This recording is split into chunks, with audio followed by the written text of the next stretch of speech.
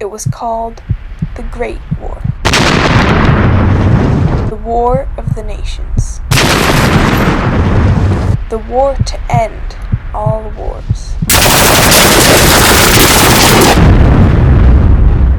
And yet, we know it today as the First World War. What went wrong? This is the story of the failed alliance. Woodrow Wilson's chance. July 28, 1914. Due to a system of tangling alliances, countries all over the world erupted in conflict. Austria-Hungary, Serbia, France, England, and Russia, all the most powerful and influential countries in the world were involved. Except for one. The United States of America. The U.S. stayed out of the conflict, trying to remain neutral in order to preserve trade alliances and the safety of its people. For 3 years, America stood by the wayside, trying to keep out of the conflict. President Woodrow Wilson was praised for keeping the U.S. out of the war. It was one of the major reasons for his re-election in 1916. Not 1 month after his second inauguration, however, Wilson approached Congress with a war message. On April 6, 1917, America entered the war. America entered the war on the side of the British and the French, who were allied against Germany and Austria-Hungary.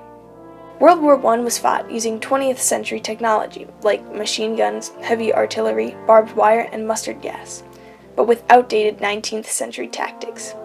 Trench warfare was treacherous and often deadly. Soldiers were in constant danger from weaponry, but also from disease. Trench foot, for example, often resulted in gangrene and amputation. It was no surprise, then, that when the war finally ended in 1918, American casualties were catastrophic. 126,000 men were killed. Another 234,000 were wounded. 4,500 men were prisoners of war or missing. And those lucky enough to return home had little chance at a normal life. H.G. Wells called World War I the war to end war, and his thoughts echoed those of many Americans. What of our pledges to the men that lie dead in France? President Wilson would later ask. We said that they went over there not to prove the prowess of America, or her readiness for another war, but to see to it that there never was such a war again. Wilson wanted to end war once and for all. His opportunity to do so came at the Paris Peace Conference, a meeting of the Allied victors to set terms for the defeated Central Powers.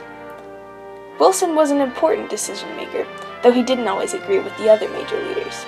David Lloyd George, Prime Minister of England, Georges Clemenceau, Prime Minister of France, and Vittorio Emanuele Orlando, Prime Minister of Italy.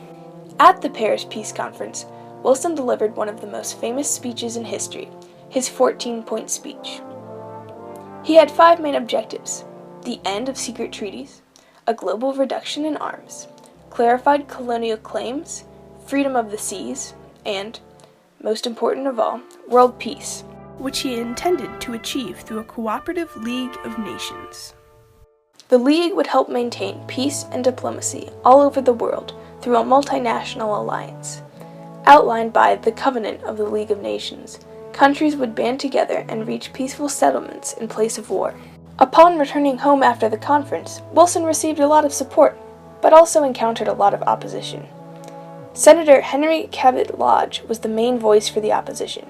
He said, in a speech entitled simply League of Nations, "The independence of the United States is not only more precious to ourselves, but to the world than any single possession.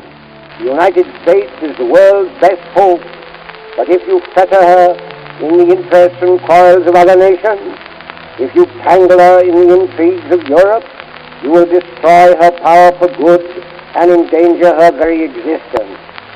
Leave her to march freely through the centuries to come, as in the years that have gone. Strong, generous, and confident, she has nobly served mankind. Beware how you trifle with your marvelous inheritance, this great land of ordered liberty. For if we stumble and fall, freedom and civilization everywhere will go down in ruin. Others, however, supported Wilson in his view for global cooperation. Senator Gilbert Hitchcock gave an invective speech titled, "The Trouble with Senators Who Oppose the League of Nations." He said, "The late war cost 7 million lives and millions more of cripples. It has destroyed hundreds of towns. It has widowed millions of wives. It has brought in its train the inevitable consequences of war, pestilence, and famine. One of the war diseases alone has cost this country over 300,000 lives of the civilian population. It has let loose and inflamed the passions and lusts of man and crushed and humiliated millions of women. Massacres, tortures, and assassinations have accompanied it. Law and order have been overthrown. Bolshevism and anarchy have been propagated. The confidence of men in government has been shaken. It will never be restored until governments devise some way to end war. The League of Nations is that way." At this time, however, Congress would not approve joining the League without many revisions to the treaty. People didn't want to be so dependent on Europe, preferring to stick with traditional isolationist policy. Wilson, however, refused to compromise. He adamantly believed that his version of the League was the only route to success. He thought, too, that the public supported him. With popular support, he would be able to force Congress to approve joining the League. Wilson went on a public speaking tour all over the country, speaking every day or even several times a day for weeks. On October 2nd, 1919, his tour was cut short. Due to extreme exhaustion, Wilson suffered a severe stroke, incapacitating his mental faculties and partially paralyzing his left side. Returning to the White House, he remained an invalid for the last years of his presidency. Needless to say, Congress did not decide to join the League. Even without the involvement of the United States and Wilson, its creator, the League began operating and had several early successes. In the 1921 debate between Sweden and Finland concerning the Åland Islands, a League investigation showed that the islands belonged to Finland, settling the argument before it came to blows. In 1925, shortly after the Greek invasion of Bulgaria, the League ordered Greece to withdraw. It did. The League was also responsible for returning thousands of prisoners of war and setting up refugee camps. The greatest achievement of the League of Nations was the Kellogg-Briand Pact. 65 countries signed the pact and agreed to not go to war to resolve disputes of any origin. But in the end, it didn't matter. After its initial successes, the League of Nations couldn't achieve much. It met only 4 times each year and had a lot of business to attend to in a short time. The League did not have an army of its own. Its primary method of persuasion was to have member countries stop trading with a given target. This was effective with smaller countries, but not so much with large countries.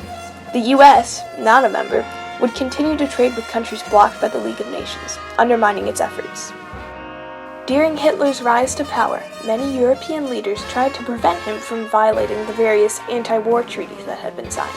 But, because they had no real methods of enforcement, they failed to stop him. Because of its failure in preventing the Second World War, the League of Nations was replaced with a new, but similar, organization called the United Nations. Still in action today, the United Nations learned from the mistakes of the League. The UN has its own army, separate from those of its member nations, giving it power unto itself. The UN does more than just keep the peace. In various ways, it has done things like save the pyramids, eradicate smallpox, protect the ozone layer, and help children in underdeveloped countries. As for the differences between the United Nations and the League of Nations, Senator Lodge's great-grandson George C. Lodge explains, I think the United Nations, it is not a world government. It is a great improvement over the League because it's realistic. It does not attempt to do what is politically impossible. Because of his work in taking a stand, Wilson was awarded a Nobel Peace Prize in 1919. Though Woodrow Wilson's alliance failed, his efforts are responsible for creating an organization that has saved and improved the lives of millions of people around the world.